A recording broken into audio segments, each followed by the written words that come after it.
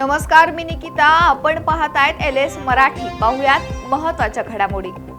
मोशी येथील दुर्घटनेच्या पार्श्वभूमीवर मुख्यमंत्री देवेंद्र फडणवीसांनी घेतला संपूर्ण घटनाक्रमाचा सविस्तर आढावा. दुर्घटनेतील मृतांच्या कुटुंबियांना प्रशासनामार्फत आवश्यक ती सर्व मदत तातडीने उपलब्ध करून देण्याचे फडणवीसांचे निर्देश.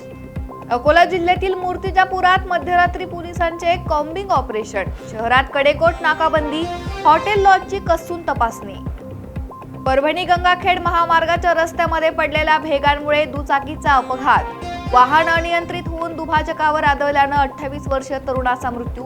गंगाखेड पोलिसांकडून पुढील तपास सुरू. धाराशिवच्या तुळजापूर तालुक्यातील लोहगावमध्ये पाऊस येण्यासाठी गावकऱ्यांनी लावलं गाढवाचं लग्न. गाढवाचं लग्न लावलं की पाऊस पडतो या गावकऱ्यांच्या श्रद्धेवर जोरदार चर्चा. पुणे जिल्ह्याच्या खेड तालुक्यातील शेलू ते कुरकुंडी कोल्हापूर बंधाऱ्यावरून प्रवास करताना तरुण वाहून गेल्याची घटना. घटनास्थळापासून 200 मीटर अंतरावर आढळून आला तरुणाचा मृतदेह. अमरावती जिल्ह्यातील दर्यापूर येथे 3 वर्षीय चिमुकलीशी अश्लील कृत्य केल्याचा धक्कादायक प्रकार समोर. आरोपीला पॉक्सो अंतर्गत अटक. परभणीच्या गंगाखेड येथील युवकाने एका समाजाबद्दल अपशब्द वापरल्याचा आरोप करत मारहाण केल्याची घटना. घटनेचा व्हिडिओ सोशल मीडियावर व्हायरल. गंगाखेड पोलीस ठाण्यामध्ये परस्पर विरोधी गुन्हे दाखल. वाशिम बसस्थानक परिसरात अवैध प्रवासी वाहतुकीवर कारवाई. 10 दिवसात 102 वाहनांवर कारवाई. 92,700 रुपयांचा दंड वसूल.